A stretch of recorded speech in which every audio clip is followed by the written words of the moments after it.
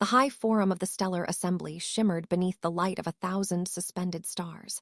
Envoy Raelth of the Varats Union stood alone in the center, 4 hands trembling as 43 alien delegations surrounded him in disbelief.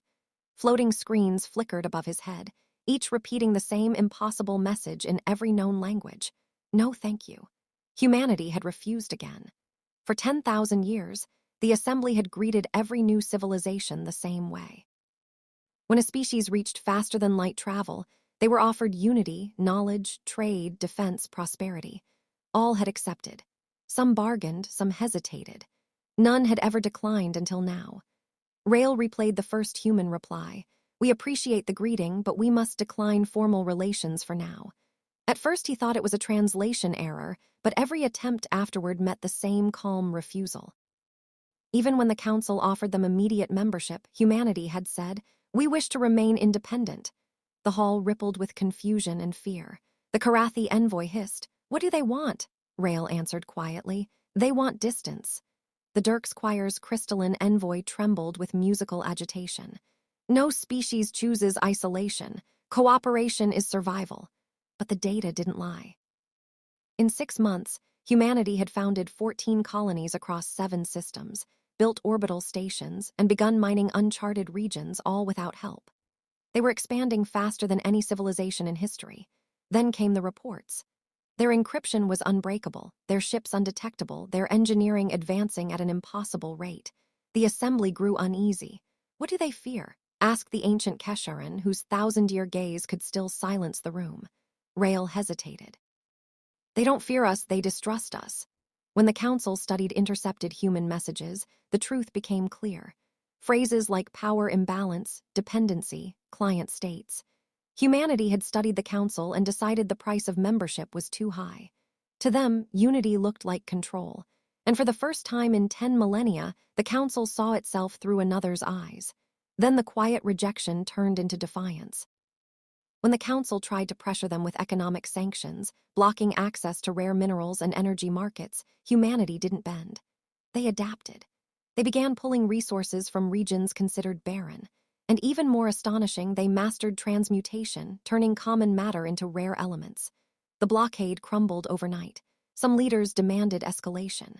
A show of strength, they said. A fleet near their borders. No weapons fired, just presence. The Archon warned against it but was overruled.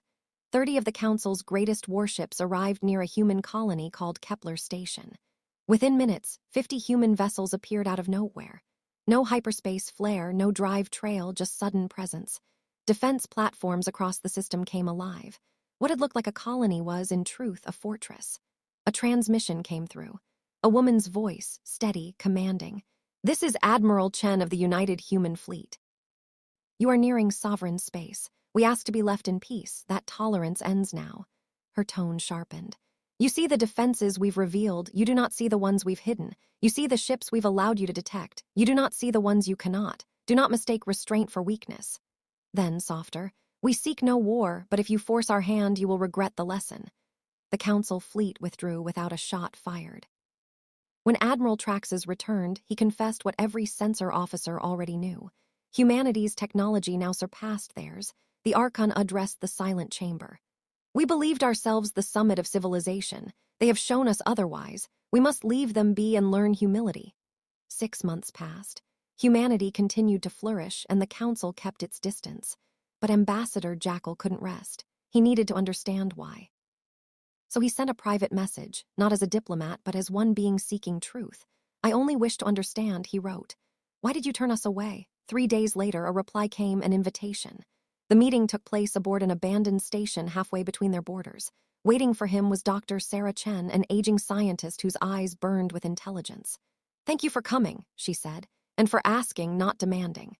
Jackal lowered himself into the seat. "Help me understand."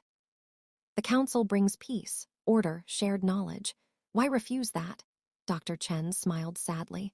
"Because what you call unity we see as quiet decay."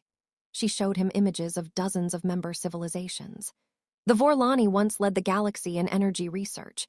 Since joining you, they haven't invented anything new in 27 centuries. The Kelith explorers mapped the stars before the Council existed. Now they follow your charts and never venture beyond them." Every culture that joins you stops changing. You don't force obedience, you simply make it unnecessary to grow. Jackal wanted to protest, but she continued. You've had peace for 10,000 years, but your science hasn't leapt forward in 5. You've perfected the old. You forgot how to imagine the new. Your system protects, yes, but it also suffocates. Jackal's voice dropped. Is that why your ships baffle us? Because you built on foundations we never touched? Exactly, Chen replied. We failed countless times, but we failed our own way. Necessity drove invention. Independence forced discovery, and that difference saved us from your stagnation. Her tone softened. We don't despise you, Ambassador. We just can't accept a system that trades freedom for safety. Unity is not sameness. True progress needs variety. Different paths, different minds. Jackal absorbed every word. If not membership, he asked, what would you call partnership? Coexistence, she said simply. Respect, not assimilation. He returned to the council changed. The Archon listened and sighed. The humans speak truth. We built a golden prison. Perhaps their refusal was the universe's way of setting us free. Then the alarms came. Red alerts echoed through every system. The unthinkable had happened. The Zenthari swarm, a consuming force from beyond the galaxy, had broken through the defensive line. Hundreds of worlds lay in danger. In the assembly, panic reigned. We need every fleet. They've adapted to our weapons. We can't stop them. The Archon raised his frail hand. Contact the humans. The room fell silent. Ask for aid, he said. Not as masters, but as equals. Jackal sent the message. He expected silence. Instead, 4 hours later came the reply. Human fleet groups preparing for deployment. Provide breach coordinates. Arrival in 3 days.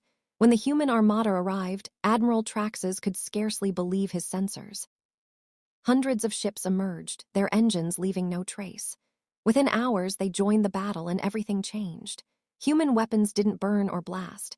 They folded gravity, redirected motion, tore the swarm apart at molecular levels. Tactics that had failed for centuries suddenly worked. The swarm couldn't adapt because it had never faced anything like this. Within a day, the breach was sealed. 2 more followed. The galaxy had been saved not by unity, but by diversity. Later, aboard a human vessel, Jackal met Dr. Chen again. Why help us? He asked. After everything we did to push you away, she smiled. Because the swarm threatens life itself. Independence isn't isolation, Ambassador. We don't seek to stand above others. We just refuse to stand under them. We'll fight for life, for freedom, for every world that values both. She gestured to the battle footage. If we joined you, we would have adopted your systems and shared your weaknesses. Our distance protected difference, and difference saved us all. Jackal nodded slowly. Then I will propose something new. A true alliance, equal partnership, mutual defense, complete sovereignty. Dr. Chen extended her hand. Then we accept on those terms alone. When Jackal returned, the Archon was waiting. The council has voted, the elder said. We begin reform, no more forced integration, no more erasing uniqueness. We will learn from those who refused us. He looked out across the stars. For 10,000 years, we mistook uniformity for peace. The humans showed us that harmony can exist without obedience, and that independence can still serve the greater good. Jackal remembered the image of human and council ships fighting side by side, different in every way, yet united by choice, not compulsion. The Archon smiled faintly. They rejected every offer we made, and yet, through that rejection, they gave us the greatest gift of all, the courage to change. And for the first time in ages, the council's future felt uncertain, unbound, and alive again.